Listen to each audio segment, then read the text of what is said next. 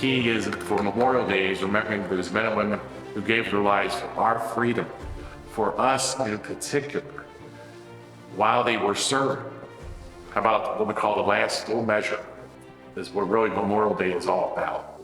Someone has to remember the sacrifice that these people did. It would seem a tragedy for our nation to grow up and not remember those who make giant contributions to the society. But the veterans themselves were the ones that started the parade. They've been doing this 156 years. We've been doing this parade and ceremony. The holiday started in 1868 when the Grand Army of the Republic got this holiday established. It had some name changes over the years and that sort of thing. But when you had 1868, you had 156 years to that. We've been doing this for a long time. And it would seem to me to be dishonoring those veterans who came back to Gettysburg to remember their friends. And so that, for me, that's part of it. I think it's important. My favorite part of the day, I guess, is seeing everybody. I like watching everybody and their faces, seeing everybody that comes out that I've seen now since 2019, with the exception of 2020, since we didn't have one then. I like to see everybody. I get, everybody says, great go, that kind of thing. Yeah. I enjoy that. And then if I'm lucky, I get a ride in a state trooper's car at the end and see everybody's faces and everybody waves. And then I usually ask them how it went along the way. Seeing the little kids ask questions of their parents. We don't know the questions necessarily, but you want to believe that the parents are explaining to them what this is all about. So my favorite parts of Memorial Day is the opportunity to get to meet with the keynote speaker. A lot of times I will get to talk to them, on the phone, but not in person. So that's usually one of my favorites. Also the grand parade portions. Because there again, I don't necessarily have the familiarity with them, but I get to know them, leading up to the event. So that's one key thing. The other thing, I enjoy the parade. I enjoy walking in the parade. I do have to laugh. People probably don't know me. And I'm probably sending them on, the line like, all right, who's this guy? You know what I mean? But that's okay. Because I love to see all the other participants who are in the parade. And what's really neat is as you're participating in that parade and go along, all the people that are there along the sidelines or along the streets. And it's exhilarating because they are there and they know why they are there. It's not just to enjoy to see people who are there or to see reenactors or to see who is currently serving or veterans, and I know that's a part of it, but I know that they get it because there are so many who will stand, at attention. I get to see so many veterans, along the road and then thanking them for their service. That is just a great part. And then the ceremony. Once we get to the ceremony and just being able to hear the words of the keynote speaker, because we've had some really good ones over the years, and I always love to hear how they personally connect with Memorial Day or, the things that they did, whether they were leading a battalion or, captain of a ship or it could have been, some other things. I know we've had a nurse speak, talked about her experiences. I know we had a general speak who talked about a time when he had to, unfortunately go to loved ones of a fallen soldier, and so that it's an opportunity to connect us on that day and realize that we're all there as people, as one, for really, as I look at, for our country. So We've had some great people step up and do a lot of work. And so in that regard, it's a little bit of a team effort. Some people do a lot of work and some people do a little bit of work, but everything can contribute to the overall effort.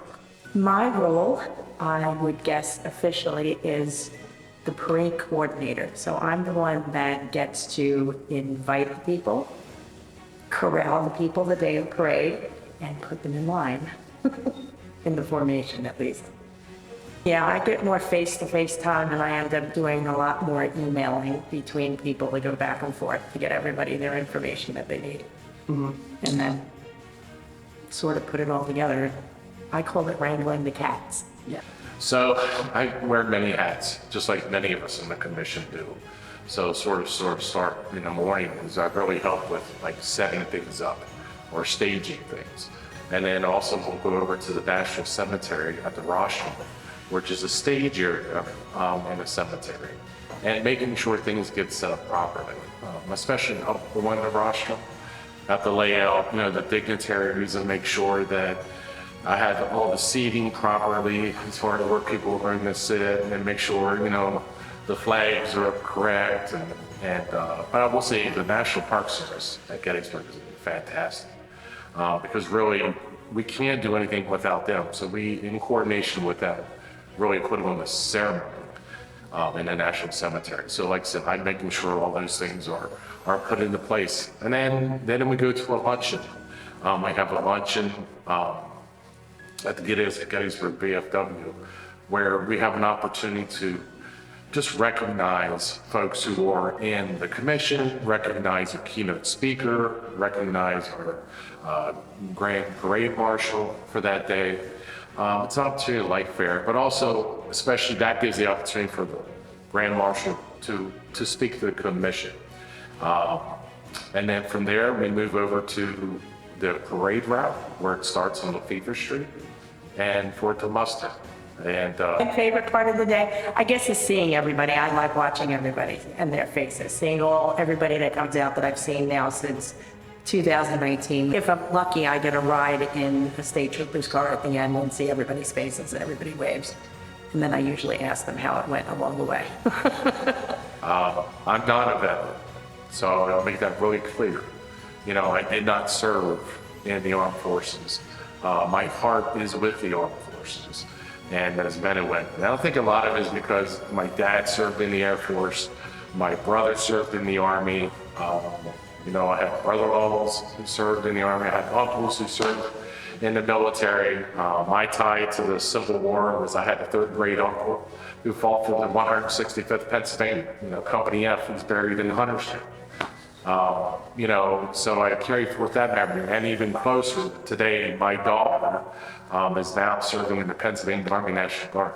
So it's like, I lifted it up, and I just have to carry it forward and make sure that, we're educated, we're informed, and that we just don't forget. Yes, there are expenses that we have to cover, and that has changed over the years. So let me give you an idea of some of the bigger expenses of that day. So one is we have to have insurance. That way through the parade and ceremony, folks are covered in case of accident or incident that occurs. So that can be pricey. Also, the other thing is the permit that we have to submit to the borough. And in that, there is the cost to pay the police officers and also other folks who are helping out in regards to making sure barriers are in the roads, those kinds of things. And it has increased quite a bit. There again, like I said, I've been involved since the 1990s in the commission, and there was very minimal expense at all to be able to put on the parade as far as, from the borough. And then times changed, understanding, their expenses, and they start to account for the police officers. And so the expenses it jumped. And now we're over $3,000 in regards to the cost of just the borough program. That doesn't include the insurance. That doesn't include other things that we put on. And then there's other things, you have to pay for ceremony, the programs and, different things like that. So there's a lot that goes into it that I don't think anybody realizes how much work it is to put together.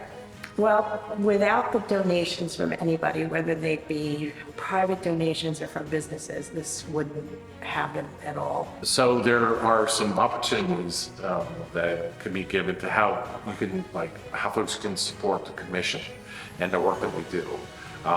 Volunteers is always welcome. What's interesting is people don't realize, it's like anything you run or you put forth is that they're like, oh, well, that group will handle it. How about that? Or that organization will do, they'll be fine. We don't need to get involved. But I'm telling you what, there are a few people doing a lot of work, and I cannot emphasize that. And I'm sure a lot of people can connect with it, and so if there are people who are interested in to honestly help in setting up the parade, just help with things during that day, or even members who are part of the Gettysburg VFW, the American Legion, the Marine Corps League, even my camp, folks who are interested that way, they need to step up. It can't be that, like I said, there can't be 3 or 4 people or even 5 people doing all the work. There have to be more people that step up. And so that's one great way to help support the commission. The other is financial. There again, what's interesting is the commission itself is really of organizations in the community, typically tied through military means, right? And we're all volunteers. So I have a full-time job, not with the commission, right? But outside of that, and so I just do this volunteer work. And so there again, we don't have specific fundraisers, we don't have, specific funds that we can pull in. So donations is a lot of what we take. So if there could be people who could help out. I will say last year was great. There were a lot of the community was coming forth and they were helping out. Businesses were helping out with donations, and it really helped us, especially afford, cost of a permit. And we would just encourage folks to continue with that. So there are some of the great ways to get involved. Yeah, so something additional that we would love the community to really participate and engage us with is coming to the cemetery after the parade. Cemetery is at the National Park Service, National Cemetery, beautiful site. There is some shade, half sun, but what is really great, and that starts at 3 o'clock, that's usually typical, but it just shows the connection with the community when folks are there. Because we have, kids from the elementary schools laying flowers, we call them strewing flowers. But also too, there's people that I think the community might be surprised, who's there. Because we usually try to have Gettysburg High School part of their band there to help out, providing music.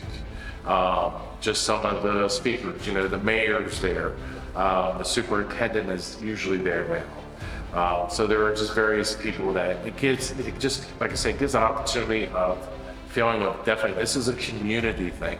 And this is what we're trying to do. Yes, we have it at the national park. Great partner. And let's think about the cemetery itself with all the lives over there.